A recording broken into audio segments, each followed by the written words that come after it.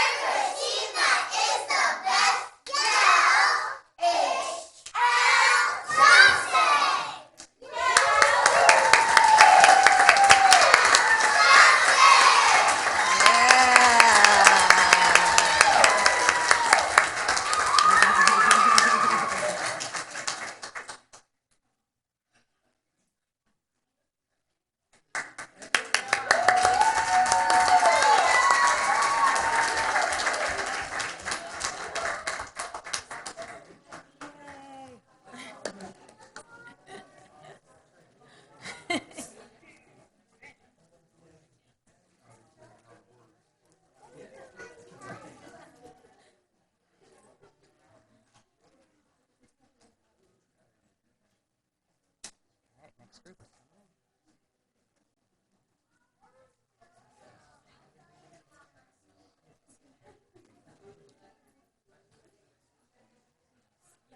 guys, thank you.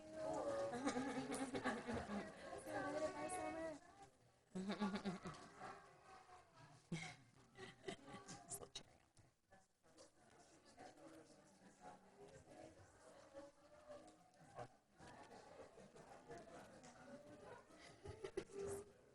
Yes, it is nice to see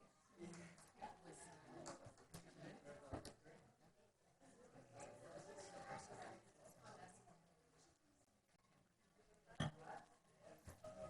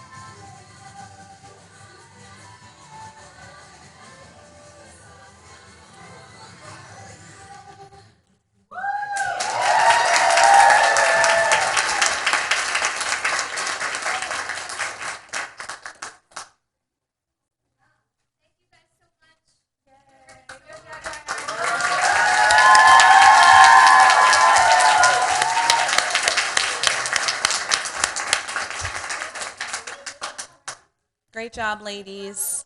Thanks for coming.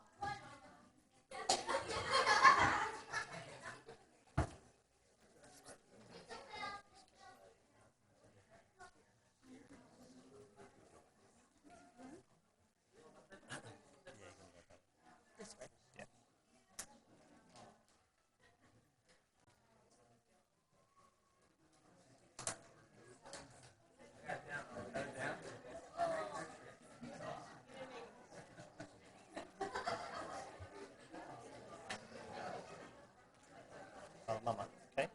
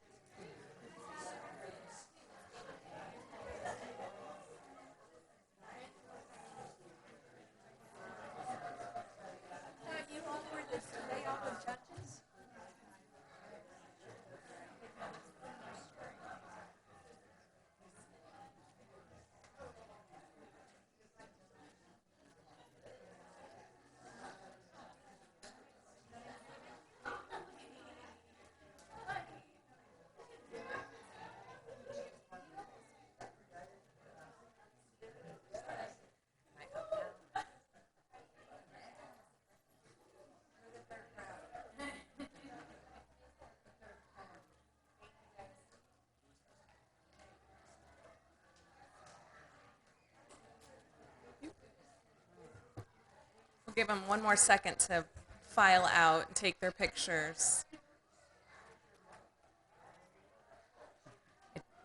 It doesn't get better than that. That's how I feel. Want to close the doors? Yeah. First, just thank you so much for that. That was so awesome. We need to start our mornings off every morning like that, and also especially for International Women's Month. I thought that was a really good tie-in. So, Yay. future leaders, thank you. Yes, exactly. Yes, the Jaguars did rock the house. Thank you. And really, I've been a competitive cheerleader for 8 years of my life, and I could say they're louder than a lot of my teammates. So, no, actually. That's the energy there. That's great. All right, I'm going to show my screen. Everything. Yeah. All right. Well, hello. I am the proud principal of H.L. Johnson Elementary, and here is. I'm Danielle Godello, the assistant principal. Yay. And that is a big example of why we do what we do, right? Yes, we need to learn, but learning can also be fun, and all the clubs, the arts, STEAM programs, all of that keep our students in schools. And I've seen it from the other side, from the high school side. So it's really exciting to bring that love in now, and so they will just further in their future shine so bright. And I'm really excited for all of them. So yay! Thank you for having my cheerleaders today. And here we go. So our vision statement at H.L. Johnson Elementary. We envision a dynamic, collaborative, multicultural community where education and lifelong learning are valued and supported, and all learners reach their highest potential and succeed in the global economy. At H.L. Johnson, we in Royal Palm and our student diversity. So if you look at the colors for student diversity and staff diversity, the dark purple is Asian, the royal blue is Black African American, the lighter purple is our Hawaiian Pacific, the orange is Hispanic, the yellow is multi-race, the pink is Native American, and the light blue is white for as far as our diversity. So at H.L. Johnson, for student diversity, we have 39% of our population is white, 4% Asian, 21% Black African American, 33% Hispanic, and 3% multiracial. And then as far as staff diversity, we have 26% Hispanic, 11% Black African American, 3% Asian, and 60% white. And as far as employees, it goes instructional, non-instructional, and admin. So the royal blue is non-instructional, 36% of our staff, our employees, is non-instructional. 2% is administrative, and then 62% is our instructional staff. So just to show you the breakdown. Our staff, we have 14.9 years average teaching experience at H.L. Johnson. And the average years worked at HL is 11 and a half years. So most of our staff has been there a long time. And 85% of our staff is female and 15% is male. And then as far as students, so currently we have 819 students at H.L. Johnson Elementary. 29% are ESE. 10% are emergent language learners. Compared to last year, we had 789 students. Compared to the year prior, and that's when I came in, we had 768 students. And looking forward for next school year, our budgets have come out. We have earned 2 more teachers. We are expected to be even larger than we are now. And just talking about choice, if I just picked out our choice students, we are plus 11 choice students that picked H.L. Johnson as their first choice. And as far as second choice, we are up 44 students as H.L. Johnson's second choice compared to last year, which I just think is interesting and good, and hopefully bringing in the students to Royal Palm Beach. H.L. Johnson, through our choice programs that I just spoke about, we have STEAM and we also have Cambridge. I do need to give a shout out to, of course, Royal Palm Beach High School and Mrs. Fleming, and Mrs. Jones is here today representing Mr. Mancuti. But they help our ACE program and make sure our K through 12 in Royal Palm Beach has Cambridge and is really able to have all of these programs because they fund it for us. So they have been funding for H.L. Johnson for the last 5 years, and this is the first year. Crestwood was last month to present, and they funded Crestwood. So now we have K through 12, which I believe is a vision of Royal Palm, and we are actually doing that now. So that's really exciting. And then H.L. Johnson is also a STEAM school. Cypress Trails is STEM school, and Royal Palm Beach High School has the engineering program. So just a way to show we are hoping to build capacity in our schools and provide a K through 12 continuum. We would love to be a Green School of Excellence, but that no longer exists in Palm Beach County. But we were the 2021 was the last year. We were a Green School of Excellence. We still, though, are a K through 5 Everglades champion schools. We would be a Green School if it still continued, but it does not. And then H.L. Johnson is the first Palm Beach County school to be issued growers permits. So that was last year, and we are renewing this year. And we will be at the Green Market in April. We're really excited around Earth Day, and we will sell our plants that we grow at H.L. Johnson. And my song, I don't know if we'll be able to hear it, but it's Celebrate Good Times. Just picture that. My singing's terrible, I'm sorry. But so last year's school grade, this year we have new best standards, but last year's school grade, we have a comparison chart here. So FY19, if you orient yourself with this chart, in the first column row, you see FY19, we were at 71% proficiency. FY21, we were at 70. Our target was to be 73.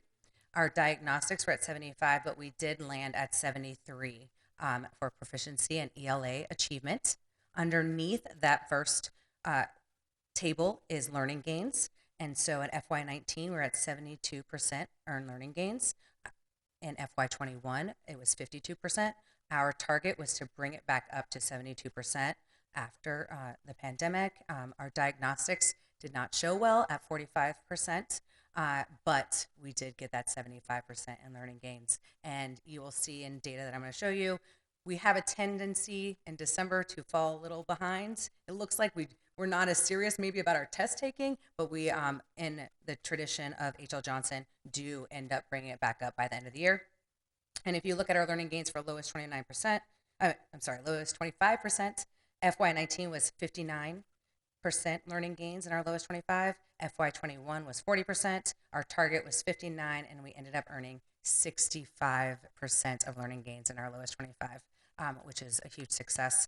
And then in math, you can see in FY19, we were at 82% proficiency, FY21, 70. Our goal was 73%, and we hit our target at 73.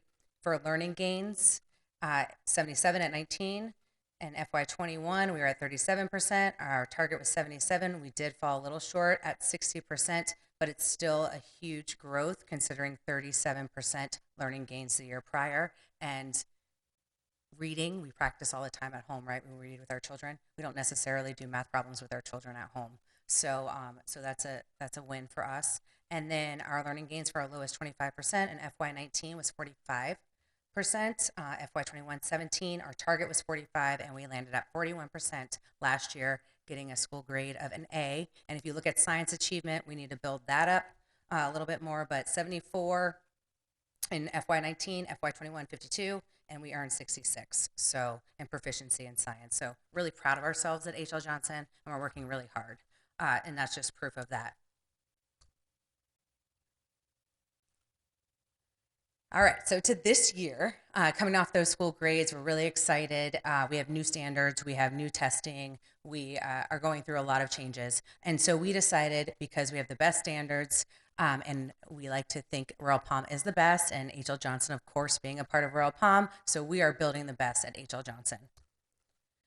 One of the things we decided to do this year, because we do have a new system, is that we decided to look at our school effectiveness questionnaire and our results, and really see as a team, as a staff at H.L. Johnson, how we can build and really become the best. So, so that's what we did. And this is, on the left-hand side is the school district elementary schools, and on the right-hand side is H.L. Johnson. You can see that we follow suit with the school district, but we really wanted to dig deep. So we're just really focusing on H.L. Johnson. And for us, we really wanted it to be all about anything that was under 90%. Because yes, the scores are a little bit higher, so we want to be 90% or higher in everything, and that's hard to do. So we really looked at these different areas. So the categories in the school effectiveness questionnaire is challenging assignments. We were below 90% at 89.4, decision making at 89.8, diverse community at 86.1, parent involvement at 87.9, school climate at 85.8, which is our lowest. And so we really wanted to look at these. How are we going to build the best? What are we going to do? And this is really where our action plan came from. And we did this first day of school. So preschool, first day of school, we looked at this and we built teams and committees within each other and how we're going to attack this and put our action plans together. So, so that's what we did. So again, looking at anything below 90%, we really broke down each category. And so if you look at this one, my teachers often connect what we are learning to life outside the classroom. So our students answer this. The students that fill out this are 3rd through 5th grade. It is completely anonymous. I have no idea. Our teachers have no idea. That's along with our staff and our parents. We don't know what they answer and who answers as far as the school itself. So, but we know our students answered this. So 85% believe this, but that's still below 90%. So we looked at that. My teachers provide classwork that is academically challenging. So 86.7 believe this, but that's still not at that 90%. So we looked at that. My teachers provide assignments that require the use of technology. 89.1, me personally, I think we use too much technology, but they felt, and it was below 90%, so we're going to address that. And so that's one of the other questions and areas. As far as our staff, so this is in decision making. Teachers have input in decision making regarding selecting and hiring staff. So that was at 77.2% of our staff answered it that way, and that's what they feel. So immediately, that's an easy fix, right? So I invite more staff members to be a part of the interview process and looking at resumes, and we have done that all year. We have a hiring team. They are team leaders. They were voted in, so it's really exciting to already know that that has been handled, and that one was an easy one. These others, not so much, and we're going to go through those in a moment, but I wanted to show you how we were working. And then if you look at these, all that I have in this big red square box is really about student feelings. So I care about school, 89.4% do. Students are treated with respect by adults at our school, 89% believe that. I feel like I am a part of this school, 87.3 believe that. And then it does go down from there. So I'm just gonna read them, but you can see the stats. School rules are applied equally to all students. I am treated fairly at school. Homework help is available to me if I need it. If I need to, I can talk to at least one adult about personal problems. I feel socially accepted. There is at least one adult at school who knows me well. Problems with dangerous student behavior are quickly resolved at our school, and I am regularly reminded about academic goals. So the lowest was at 76.3 in that category.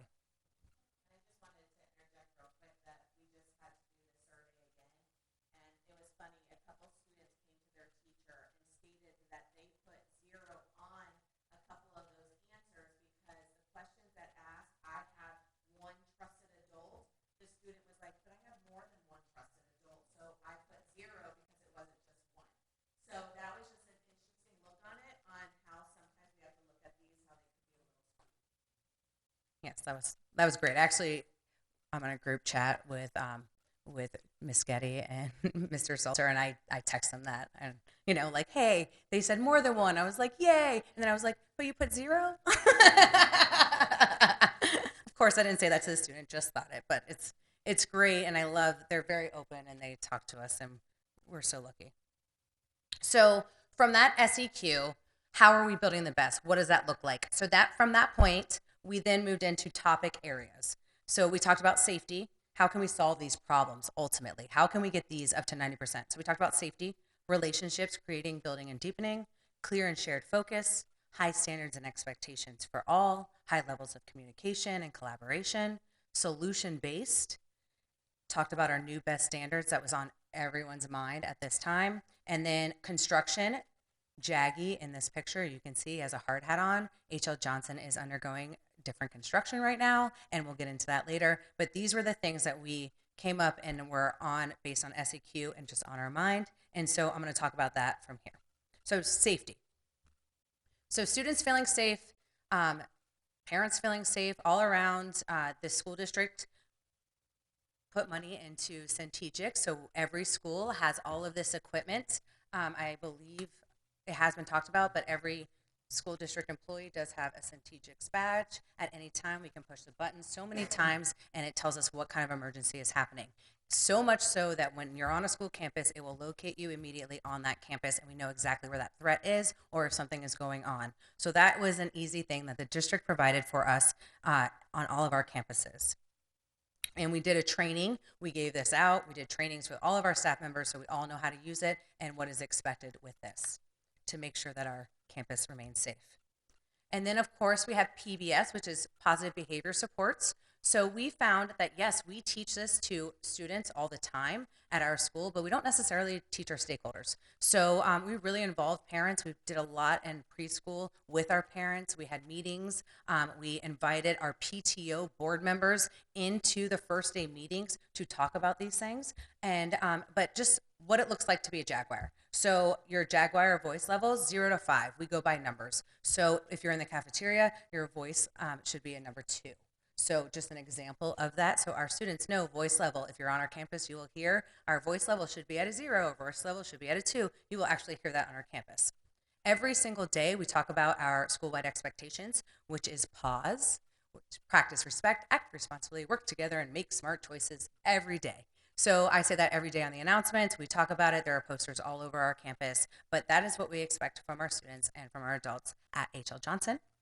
And then you need to walk the Jaguar away when you're on campus. So you face forward, your feet behind feet, and hands at your sides when you're walking. Our attention signal, so anytime we need to get attention, we say pause up. We do that in the classroom, in the cafeteria, in the music room. Even in Washington, D.C., we just got back. You say pause up, and everyone is silent. Voice level is at a 0, and we try to smile at each other, smiling faces when that happens. So these are things that you'll hear at H.L. Johnson all the time and is a part of our daily lives, but this year we try to take it a step further by educating our families that are involved at H.L. Johnson. And then the second part, so relationships. And again, we worked in little committees throughout the cafeteria to really build these and really be solution-based about every area that we saw in the SEQ. So relationships, so staff with students. So H.L. Johnson staff is our first line of safety and support. So we decided that we wanted to define that. What does that look like? Well, we see our students. When they walk in, we see their face, if they're upset, if they look tired. So we are the first line. We take it very seriously, no matter what position you are at H.L. Johnson. If you see a student that is upset, we are handling it then and there and seeing if we can provide supports. We want patience and grace. It is different. Our 5th grade teachers feel that our 5th grade behaviors are just a little bit less than they have been before, but our students haven't been in school, so they have not been able to have these conversations, this socialization. They haven't had big classes really until this year like they had prior to the pandemic. So we're having patience and grace with our children, and we really decided to define that for us and reminders for us every single day. And then the morning meeting. It's important. this is a way to connect with our students, to build and deepen those relationships that are not academically based. This is our morning meeting. We're touching base. We're learning about each other in a different way other than academics. So every single class at H.L. Johnson is doing their morning meeting from 8 to 8:15. It is the start of our day. This is how we begin. And it's extremely important. And that helps to build those relationships. Clear and shared focus. So this looks different than what I showed you before of being an A at H.L. Johnson and what schools were graded on. We technically are required 3rd through 5th grade to have our percentages and what our targets are, but we decided as a school to not only do 3 through 5, but K through 5, so everyone has accountability for it. And then we also decided to do our students with disabilities and our emergent language learners. So we want to know where we're at with everyone. We want to have targets with everyone. If we really dig deep into our data, it's not where we want it to be. We want it to be better. And really that 90% number is across the board, but sometimes you can't get a 90% if you're just learning English for the first time and you're taking a test in English. If you do have some learning disabilities, yes, we try to put those supports in place so we can provide all the equitable opportunities, but sometimes we miss something or one teacher does it better than the other. So if we're comparing that data, we can say, hey, I see that you work great with our students with disabilities. What extra things are you doing? How are you providing enrichment? What are you doing as far as interventions? So these conversations get to happen if we really have a focus and we share that focus together. So this year, this is what it looks like at H.L. Johnson.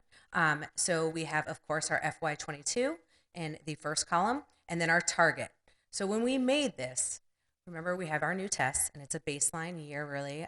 So progress monitoring. Progress monitoring, we weren't sure what that looked like right at the beginning of the year when we did this together. So we decided that we've had iReady, so why not compare our iReady scores, and this is based on proficiency. So K through 2, we had iReady. 3 through 5, we have iReady and FSA. So that's where you'll see both. If you look at 3 through 5, you'll see a 62 in FY22, 62%/70%. So 62% have proficiency in iReady and 70% have proficiency in FSA.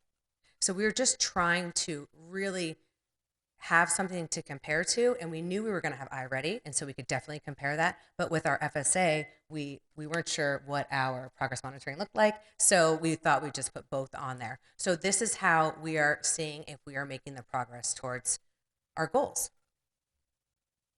So that was clear and shared focus. Now we're at high standards and expectations for all, and again, it's going back to this. Our students with disabilities and our emergent language learners, they're on this for a reason. We expect everyone to make the proficiency and the learning gains. We want to build it, and every year we want to get better. So we need to put them into our data that we're looking at, and we want to make sure that we're focusing on it and we're doing all the things that we need to. So that's just looking at this one more time, and that's also a piece of this. But then we have data now a little bit.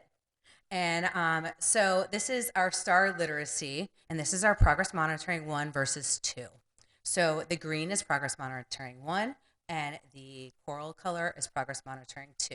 So if you see in kindergarten, I only have iReady on here, and don't worry, I have iReady data coming up.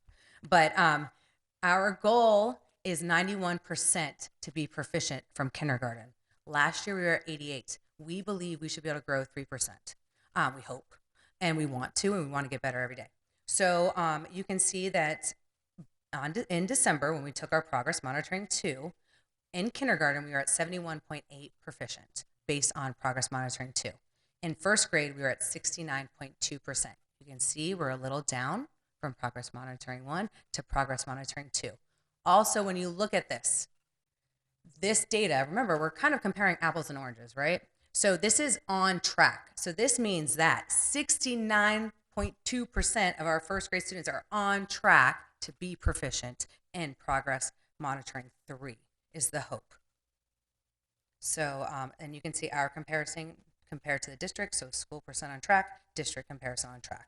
So just to show you that with our kindergarten first grade, here's our second grade, and 71.3% are on track to be proficient for progress monitoring 3, and you can see us compared to the district. And in the bottom, I just want to show you, sorry, the second row of those graphs, this is I can pinpoint it out and pick out each grade level, but this is the average between those two grade levels, just so you know. So you can see the differences. And then when you go to the second grade one, that's just second grade. Where you see the emergent language learners, where it's blank, that means we have too small a percentage to be able to put the data in there. So we're under 10%. So just showing you what that looks like right now. And here is our math. And remember, our goal for our kindergarten is our goal is 79%. Last year we were at 74% proficiency. If you look at our kindergarten in December, we were on track for 71.7% to be proficient on Progress Monitoring 3. And again, all this is new and anything can change at any time, but this is where we're at right now. And here is the iReady. So here's more apples to apples. So kindergarten, 88% on iReady last year. Our target's 91%. From our first window to second window of iReady, our first window where we took the iReady diagnostic was 28% were proficient, and our second window, 63% are proficient. So we're going in the right direction. Also, iReady for the winter is optional, but we chose to go with it because this is one of the things that we chose to see that we're making strides in the right direction. So, and you can see that for kindergarten, first and second grade, window 1 compared to window 2 in each grade level. And we have high goals. And then this is third, fourth, and fifth grade. iReady in third grade overall was last year was 62%. And this year in third grade, we're already at 58% proficiency when looking at iReady. So just so you understand where we're going and the hard work that we're doing at HLJ. This is our FAST, which is our Progress Monitoring 1 and Progress Monitoring 2 compared to each other. I mentioned it just for a second, in the data from last year, that you could see my diagnostic scores and how they were lower. That is, for some reason, a tradition at H.L. Johnson. I don't know why, when I look back at our data, and that is happening right now. So when we talk about Progress Monitoring 2. We look at that proficiency, and we have gone down from the first Progress Monitoring, but it is in December, and we're working towards it. We have our action plans, and just like we do every year, so we hope to meet our targets. But right now in third grade, we're at 59.3% from Progress Monitoring 2, and on the FSA, our target, last year was 70%, but our target is 75%. So if you think about half the school year making 59% proficient, we're on our way. We're doing the right things. And if you look at the district, you can see their third, fourth, and fifth. We're closer to those numbers in third grade, but our fourth and fifth start making the jump. So you can see that H.L. Johnson compared to the district.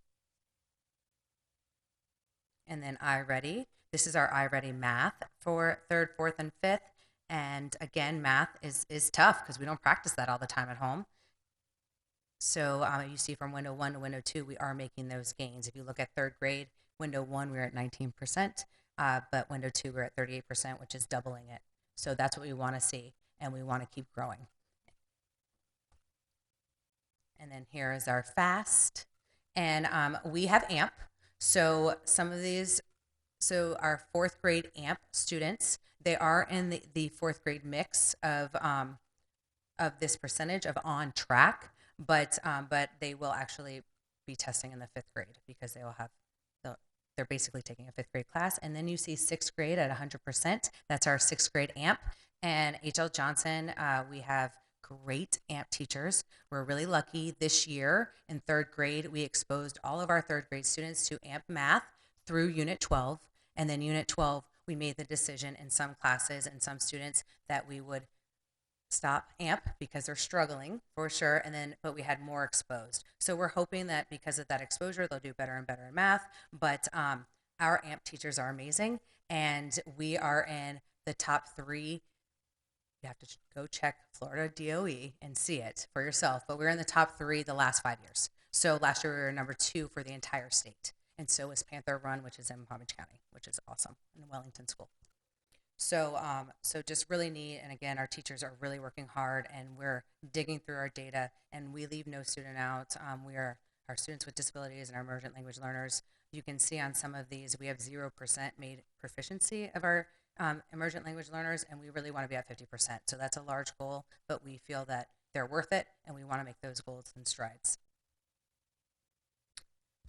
And moving on to communication was from our SEQ.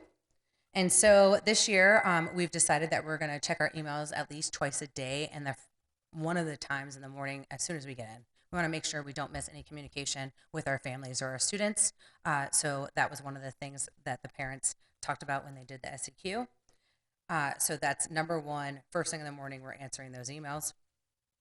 Student agendas, we do have paper agendas. Our students write in them for the most part. Every once in a while, you'll have a teacher that will write in it because we also have Class Dojo, which is an app that we use, and it's a messaging system. You can do the whole class, or you can do parents one-on-one.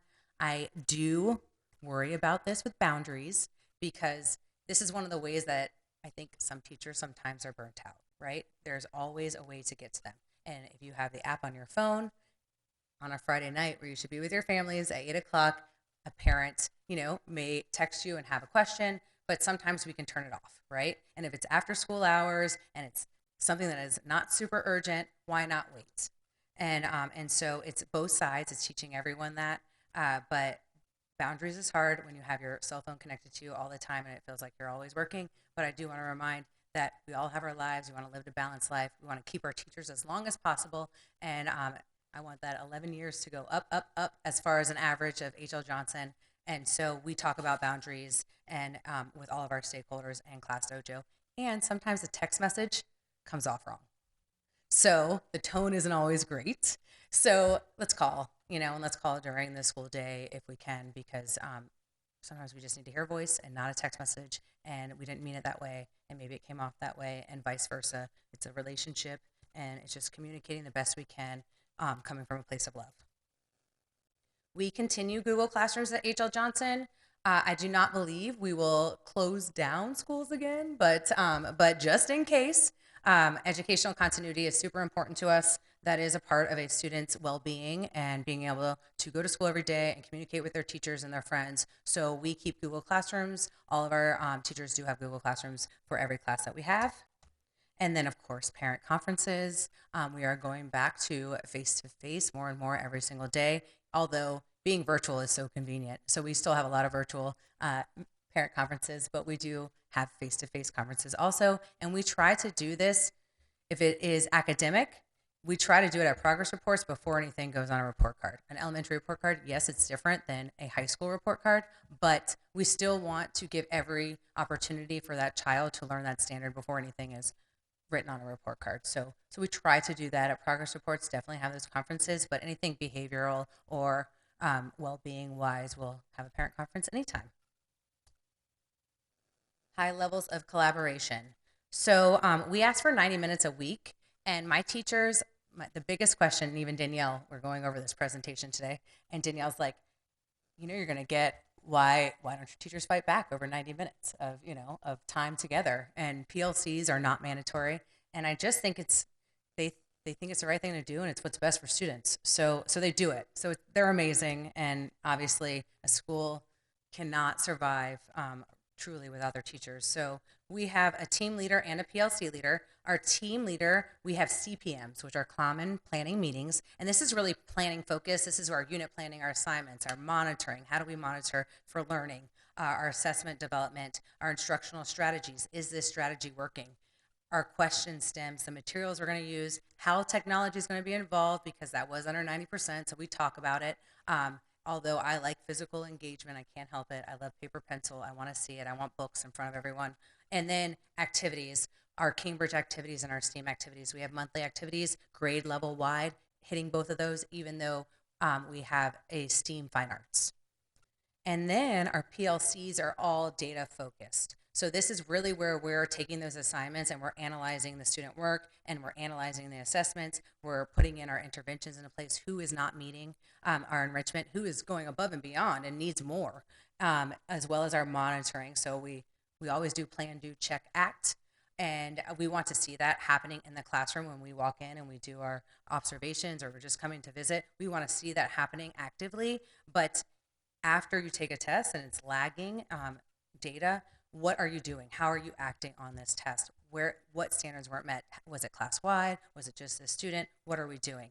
And then goal setting, that was a big part of SAQ for students. They didn't feel like they knew their goals or had a goal to work towards. So that's definitely a priority for us. And then because we're building the best and we're not getting a school grade, we're really looking at our instructional practices. This is the year to be a risk taker. We're not getting a school grade. What really works, what doesn't work anymore? Our students have changed. Education has changed. So let's really reflect and look at that. So, and then it's from there, it's adjusting those instructional practices. We are doing scoreboards. This is 4DX, but scoreboards. We're doing biweekly scoreboards where each teacher makes their own scoreboard. It is to our wildly important goal, which is that big sheet with all of our percentages. But we make a scoreboard. The teacher does themselves. We talk about those scoreboards. And the best part about the scoreboards are you see the small little wins that you're making, because if not, you get kind of caught up and brought down. But when you really put together a scoreboard and you do it right and you talk about it, you can see the little wins you make throughout the year. And so that's really important to us and what we've been really doing to help our instructional practices and adjust them, what's working, what's not working. Solution-based, that's what we want to be. So with our SMART goals, we really put it towards goal setting, but everything we do is solution-based, and how does that work towards our goals? So, of course, SMART goals: specific, measurable, attainable, relevant, and time-oriented. And again, our scoreboards are a part of that. New best standards across grade levels. Last year, the last faculty meeting, we did vertical articulation at the last one. And that wasn't enough. We should be doing it all year long. So with the best standards and across grade levels, the school district has done a great job of really aligning core curriculum. So benchmark and all of our ELA classes, K through 5, the same math. We're doing a lot of the things. We're doing a lot of the standards at the same exact time, just in that grade level. So even our resources match. So it's a great way for vertical articulation. And so every faculty meeting at the end, K through 2 sits together, 4th and 5th sits together, and then our 3rd grade goes back and forth between the groups. But the idea is, what are we currently teaching? What is our goal? And knowing that across the grade levels, what is our commitment in our scoreboard? Because we do that at H.L. Johnson. And then what are we using to teach? And how do you feel your students will do and why? And just really knowing, hey, from 2nd grade to 3rd grade, this is what is expected. Let me make sure I do that in 2nd grade so they're more prepared for 3rd grade. So, so those conversations are happening at every faculty meeting. And then construction. We have a lot of construction going on. It's a full-time job keeping up with construction at a school site, but it's good stuff coming along. So just to really hit on that quickly, I did not put pictures in because I really want to put the finished results out there when they are all done. But we're getting in the old building. We have a new building that's a 2-story, but we have an old single building. We're getting new floors. We're getting LED lights. We're getting new ceiling tiles. We're getting all new bathroom fixtures, including toilets and sinks. We are getting new window shades. So that's happening as far as construction. We are in phase 2. We have 9 phases, so we have a long way to go. And we're also getting painting done under AC. So all the painting is being done under AC. So that includes cafeteria, media center, everywhere. It is 3 colors. So we are doing a light blue color on each side that has windows. On the opposite side, it's a sage color, and then the other 2 are a beige color. H.L. Johnson, all their classrooms, has 3 colors. They're not the same exact colors, but they're close. We only changed really 1, but we wanted to keep that tradition, and it just really livens up every single classroom. So we're doing the 3 colors. If the door is wooden, it's getting a clear coat, but if it is not wooden, and you would be surprised, we have a lot that are just different colors, they're being painted navy. So so that is happening. So any door that you see is painted navy, it's because it was not a wooden door anymore. And so, but any of the wooden ones, we're keeping wood. And then our windowsills are all being painted. They are black in between the windows. We have large windows. So all the window sills are being painted in between the windows, and it looks beautiful and super updated for the rooms that are done with painting. And then we're getting furniture. I don't know when we're getting it. It has been ordered. We are hoping spring break. It is not in yet. But we are getting student desks, teacher desks, and cafeteria tables, so that will liven up H.L. Johnson and just make it look brand new. We are getting it for the new and the old building, so all new furniture within our school, and so that's extremely exciting and just fun for the kids to come into.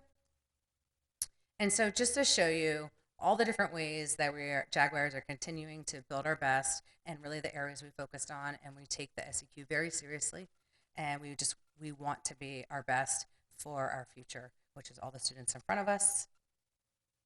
Another reminder, you're going to see this later, we're starting to think about next year. So we have kindergarten roundup coming in. All of our schools in Royal Palm, as far as elementary, so Cypress Trails, Royal Palm Beach Elementary, and H.L. Johnson, we are all having ours on April 12th. So it's just an easy date for everyone to remember. So April 12th is kindergarten roundup. We are all having different times. The people that should be coming to kindergarten roundup should be going to their home schools or their choice schools. Will they know by hand? I can't remember. No, so in May. So they should be going to their home schools. So so it's okay if we have conflicting times. I like to do, and my teachers like to do it at night. They don't want to mess up their school day. So we're doing ours at night. They like to be involved, so I let them because you want to hear it from the teachers. So we're at 6 p.m. Cypress Trails is at 8:30. Royal Palm Beach Elementary is at 9 a.m. And all families, please come to Kindergarten Roundup. It's so fun. You get to see the campus. You get to see where your child will be next year. So we're looking forward to that. And thank you very much. Yay.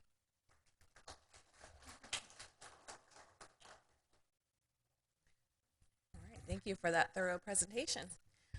Any questions from the committee? Okay, no questions. Thank you. All right, thank you. Congratulations.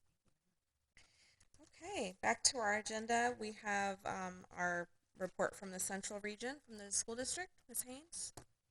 Thank you. Good evening, Village of Royal Palm. Always a pleasure. And here we are in March. It's hard to believe that the years really have passed so quickly. Go ahead and get this started.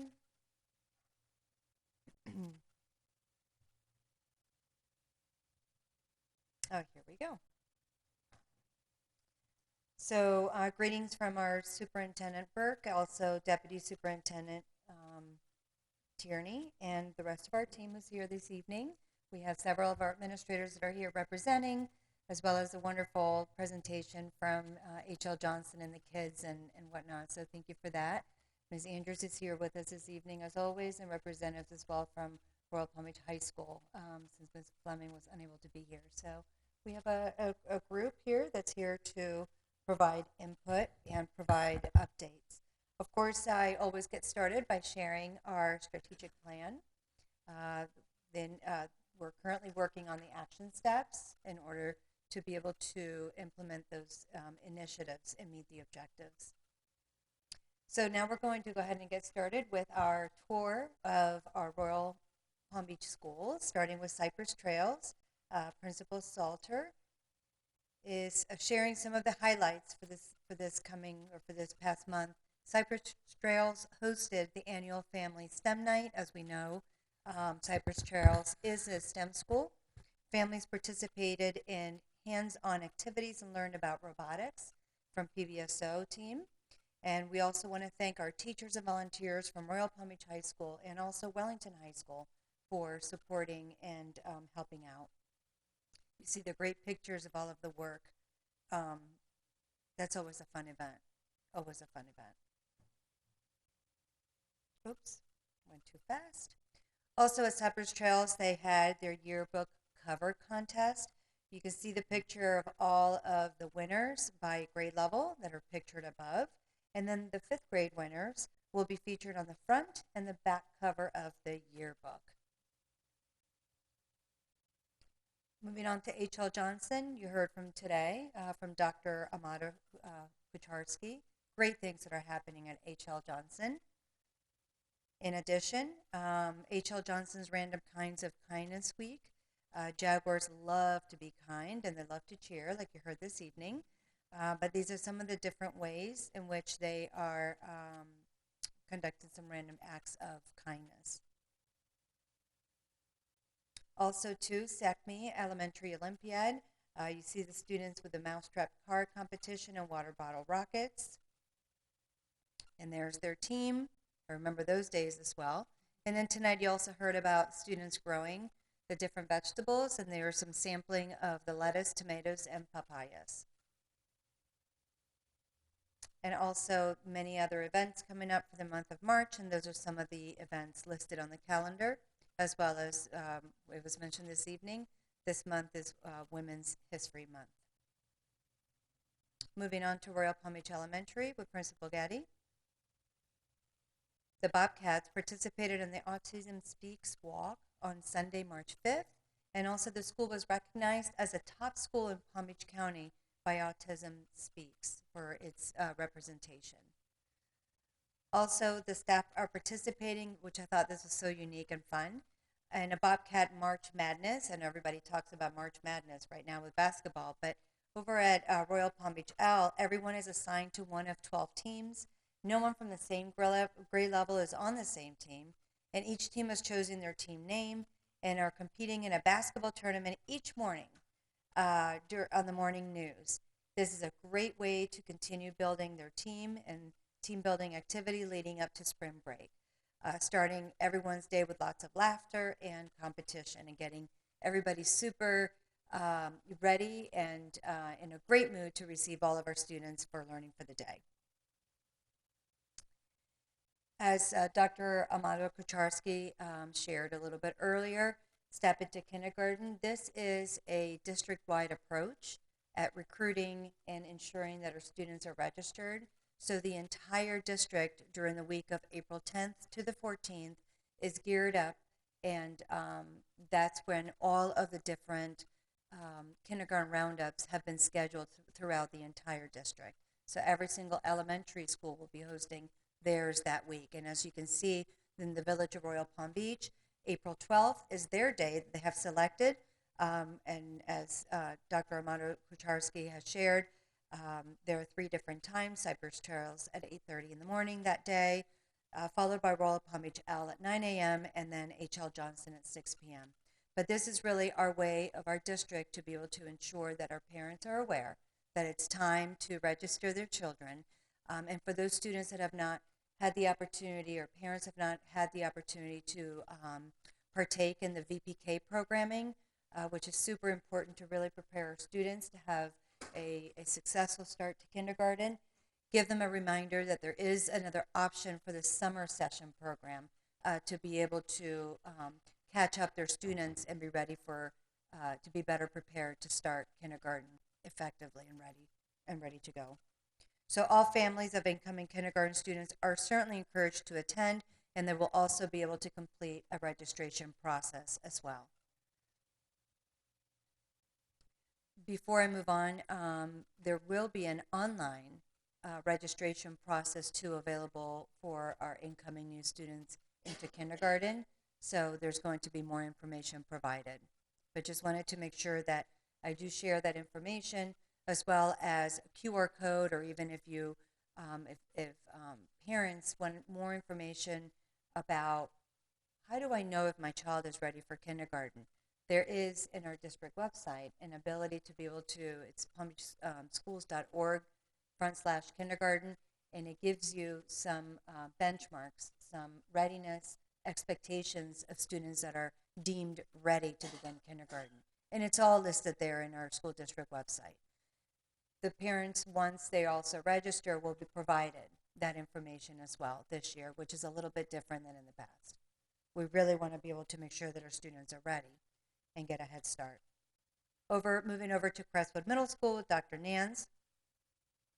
So on February 28th, Crestwood's 8th grade ELA, English Language Arts teachers and admin met with Royal Palm Beach High School team members to discuss the development of an ELA, which is English Language Arts, ACE Continuum, to help prepare incoming freshmen for ACE coursework. So it's a great vertical transition meeting between the teachers in 8th grade as well as the teachers that typically teach freshmen, so that they're able to ensure that they're preparing the students appropriately. They also visited some ACE classrooms, and Crestwood is committed in preparing students to be high school ready, and that is one of the ways. the 13th Annual Drug Prevention Media Contest Award. There was that evening, March 8th, and they soared into greatness at the 13th Annual Drug Prevention Media Contest night. Some of the students at video contest was second place, Julia Casada and Amanda Delgado from 8th grade, as well as students won each of the following categories. The poster contest, the middle school level winner was Caitlin Pants, 6th grade, and finalist Shanita Dorr in 6th grade as well. So, as usual, they're just excelling in the arts. Just a reminder, too, about the paper tutorial program that's available to our district students. Great news is that Crestwood students participated in a 2-week district-wide paper online tutorial contest. Crestwood students soared to greatness again. Not only was Crestwood one of the top winners for secondary schools, but also the English language arts teacher, Ms. Romero, and 3 Crestwood students were awarded for being the top users of this program. Ms. Romero's students won a pizza party, and each of the students' winners received Amazon gift cards. So this is the proud assistant principal, Mr. Claude Smith, that won the grade level spirit belt for 7th grade. Also, Artists of the Week, Soaring to Greatness, the week of March 6th through the 10th. And also February 27th through March 3rd is another young man, and then February 20th to February 24th. And you've got to love how our students are being recognized for not only the great work happening in the classroom, but also in the arts. Moving on to Royal Palm Beach High School with Principal Fleming. Royal Palm Beach High School celebrates 15 DECA students who competed in the DECA state competition in Orlando. As a former DECA student, I can tell you how exciting that is. First time in school history to have 7 qualifiers for the ICDC next month and 11 students recognized on stage. Royal Palm Beach High School is officially a Florida DECA Top 10 membership charter. So it's very, very exciting. Also, I want to highlight 2 of our students from Royal Palm Beach High School. They are 2 students that have made it to the final interview rounds of the Pathfinder Awards. Sanjana Balkaran for mathematics and Evan Anja Anzano for art. Royal Palm Beach High School has 2 students being recognized by the 2023 Carson Scholars Fund, Brian Nguyen, a $1,000 scholarship award, and Alexander Castle, previously honored with a scholarship award and is now receiving a commemorative pin and certificate to acknowledge his continued academic and humanitarian achievements. So congratulations to our Royal Palm Beach High School students. Also, Royal Palm Beach High School AVID students participated in their AVID monthly special. Team building activities and STEM-based competitions. Students also started the morning with a Black History Month assembly. And as always, stay in touch. Anytime that you have questions or anything that you need for me to work through or problem solve, I am always, and so is my team, able to be reached in support. Any questions for me? Any questions on the committee? Okay, thank Ms. you. Andrews? And there's Miss Andrews. Thank you. Thank you.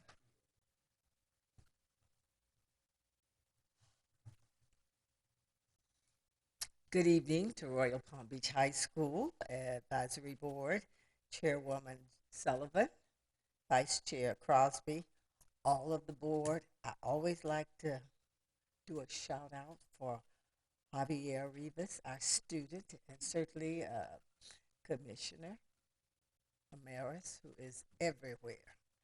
It's just really nice to say that we really appreciate the Royal Palm Beach Advisory Board. Just means so much to me to come to every meeting. And I listen attentively as you listen to Ms. Haynes, our regional superintendent, and I see our principals in here. I get a chance to come to a lot of the schools and see them, but just to see the information that you get, it's so good for me too as the school board member. And Ms. Krashowski, wow. I just saw you over the weekend at Relay for Life. But when I saw your cheerleaders, your Jaguars, I said, we're in the right place. H.L. Johnson Elementary School is awesome. And I want to tell you, your thorough information that you gave tonight was fabulous. One thing I liked about it that was so good is that you used those surveys. The surveys for the students, the surveys for the parents, the surveys for the teachers, and you actually implement your programs based on the ratings that you're getting. You're listening to the voices of the people, the stakeholders, the children, as you work on your program. It was absolutely thorough, and I love that, just walking through that tonight. So that was great. And so I want to say to all of our principals, keep up the great work. We're getting ready now for spring break. It's coming. It's coming. We're really working on the testing piece. You heard a lot about the best tonight, coming down from the state. We want to do well, but we want our children to feel well mentally, socially, and emotionally. We want them to do well academically, and sometimes they need a break. So the break is coming pretty soon for spring break. And over the weekend, I had a lovely time with Commissioner Hamara, as well as some of the principals. A lot of you were there, your children, your families, all of them were there for Relay for Life. When you think about Relay for Life and the cancer survivors and the caretakers and all of the people who work within the American Cancer Society to help take care of those who are afflicted with that terrible disease, we're going to eradicate it. And that's what we work for when we go to Relay for Life, and just to walk around at the fairgrounds, one after the other, over and over again, says we're going to beat this, we're going to beat this. And I was quite impressed with all of the students, the families, the principals. Saw you out there, Cypress Trails Elementary School, all of your students and parents and teachers, Royal Palm Beach High. I saw you, and I love that. So we have to continue to work. We're now on the bottom part of the school year now as we get into the spring break, the last part. And kids do get a little bit excited because testing comes, so while they're on spring break, make sure that you give them some fun things to do. Let them take a break for a minute to enjoy. The weather has been pretty good, so let them go outside and play and have fun.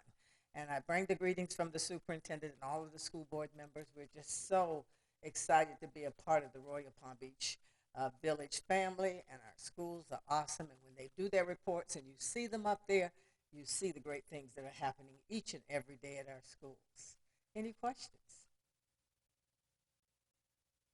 Well, thank you for being here.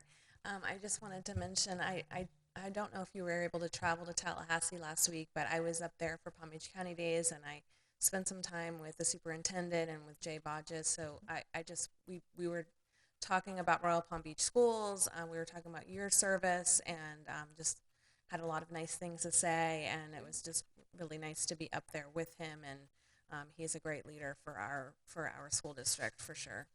Absolutely. I think Superintendent Burke is outstanding. He is a little bit of everywhere getting it done. Certainly, I will be back in Tallahassee again on that very big Palm Beach County Day is one day. So we try to divide it up so we can go back. We have some projects that we need to talk to all of our representatives, all of our senators about. So it's an ongoing thing as we go through the session. So I'm glad you had a chance to spend that private time with our superintendent, who truly is amazing. He's been with the school district for so many years, so he knows about excellence, he knows about finance, he just knows how to lead, and to lead from every angle. He's doing a great job. Well, thank you. Madam Chair, Yes. throw something in there. So as you were just saying, Relay for Life was Saturday, and all the schools were represented and enthusiastically represented, and it was good to get back to what used to be over here in Royal Palm Beach High School football field, but it's a community effort that really is targeting cancer, and coming together like that is extremely meaningful to the survivors. Absolutely. And to the caregivers as well, and seeing all of the students out there just lifts your spirits. It really does, and of course that says what this community is all about. And so thank you all for doing that. It really is much appreciated. And as we go further into this legislative session, keep me posted, because I am going up the first week in April.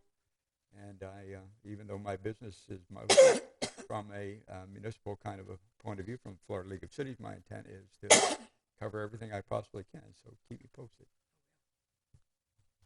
And feel better. Okay, well, moving on to the last parts of our agenda, chair's initiatives. I have a couple of things I wanted to remind our group about. Jacqueline did send around an invitation for a multicultural program at Crestwood Middle School on March 16th. If anyone wants to attend that, there was an invitation and I believe an RSVP, so hopefully we'll have some representation. I also wanted to mention that I think we mentioned this before, but this is Megan Crosby's last meeting with us, so I wanted to just publicly thank her for her service. Hopefully everyone can give her a little round of applause. I know she is going to use her volunteer time and work at your child's school. Yes, hopefully that's the plan. Spend more time there. So. Well, again, want to thank her for her service. I look forward to inviting Paula Wilson to our to sit next to us in the next meeting, and we'll probably be electing a vice chair as Megan departs. So, thank you for that. And just also a reminder, we are meeting with our scholarship candidates. We have 13 candidates. We're interviewing them on April 1st, so we look forward to reporting out the winners in a future meeting. So those are my initiatives. So now it's like we're all waiting for. The moment we've all been waiting for is Javier's student council report. Take it away. Hello, everyone. This is a report from about Royal Palm and just our student government in general. So, student council went to Florida Association of Student Councils last month. It was right after. We had a meeting last month, correct? Yeah, so it was right after that meeting because I wasn't able to talk about it in that meeting because it didn't happen. And then we placed top 3 in 3 of the categories, and some of these categories had over 30 people who put into it. So really happy about that. We won in school service, school spirit, and the project of the year, which was teen homelessness. We also got the Golden Medallion Council, so we're a Golden Medallion Council again this year. And then something else that happened last month was our Black History Month assembly. I saw Miss Andrews there, so she was sitting front row, and I really enjoyed seeing her face there. And then this month, how we started off with the Holocaust presentation by a Holocaust survivor as well as a person from the district. And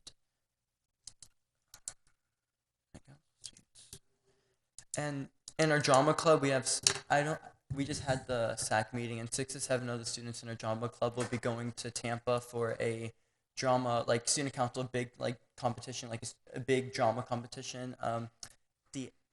I forgot the exact name. I know it's drama club, but it's called, Diathlon. Something along that line. I forgot what it's called. And then Full Sail University will be at our school this Wednesday giving presentations on tech as well as esports, since esports are becoming a large thing in universities around the area. Okay, senior activities. So we are having a lot of senior activities going on. Our sponsors this year are working very hard, Mrs. Benedict as well as Ms. Walker, to give us the best senior activities and senior year that we can, which I'm very thankful.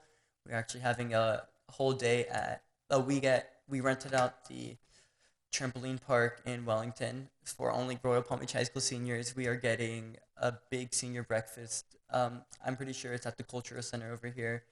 We're having a senior night, senior picnic, grad bash. So they're working very hard, and I'm very thankful because I work alongside Ms. Benedict a lot with student council and everything, and she's the type of person who she does something and she always wants to make it the best she can. So I'm very thankful for Ms. Benedict for doing that for us. And then Relay for Life, like she said, a lot of people were there. I'm happy to say that 10 clubs from from Royal Palm Beach High School had the opportunity of participating in Relay for Life. That's pretty much it for that. Oh, sorry. This is obviously Women's Appreciation Month. So last week, the My Fair Ladies, a club in our organization and club in our school, hosted Women's Appreciation Day, where they had a bunch of booths outside doing makeup, just inspirational stuff to boost and empower women in our school. And then last but not least, I know you brought up DECA a little bit of there, but my fellow president and really great friend, Brianna, I was like, I need all the stats on what happened at the competition. So this is what she sent me. She's like the type of person where she's going to do something, she's going to do it all out. So she sent me 2 whole pages. So I got to read it for her. RPBHS DECA accomplishments. Chapter awards. Eighth highest in the state of membership. We have 330 members in Royal Palm Beach High School DECA. They got the Thrive level, highest possible for our campaigns in the state. Campaigns like a category that you compete in. And then they're a bronze certified school store. Royal Palm Beach High School DECA had record-breaking year among competitors, seeing that we had the most international qualifiers in our school for ICDC, which is also being held in Florida. Stephanie Arias placed 2nd in financial consulting. Mariah Alexandric placed 8th in financial consulting. Sarai Jones 6th in quick service and restaurant management. IA Afrigon 8th place in quick service and restaurant management. Esvel Garcia 7th place in principles of marketing. Madison Gardner 7th place in food and restaurant management. Brianna Genova 3rd place in food marketing. And in these categories, there is over 50 people who competed in these categories. So 8th place, it might not sound that high, but it is, because out of 50 people, they did very great. Also, Brianna Genova, the president of DECA, she was also named the first in RPBHS history to win the Arlen Mitzel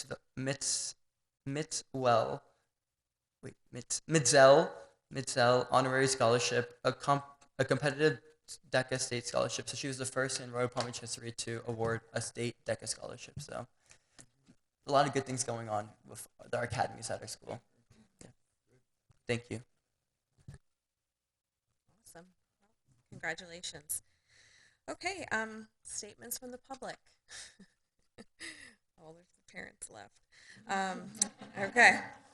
And the last item is just the approval of the minutes from the Education Advisory Board meeting from February 13th. Can I have a motion? Again, second. Thank you. All in favor? Any opposed? Okay, meeting minutes are approved. I think that is it. The next meeting is May 8th, so we have a little bit of a break for the scholarship interviews. Okay, I'm going to adjourn the meeting. Have a great night.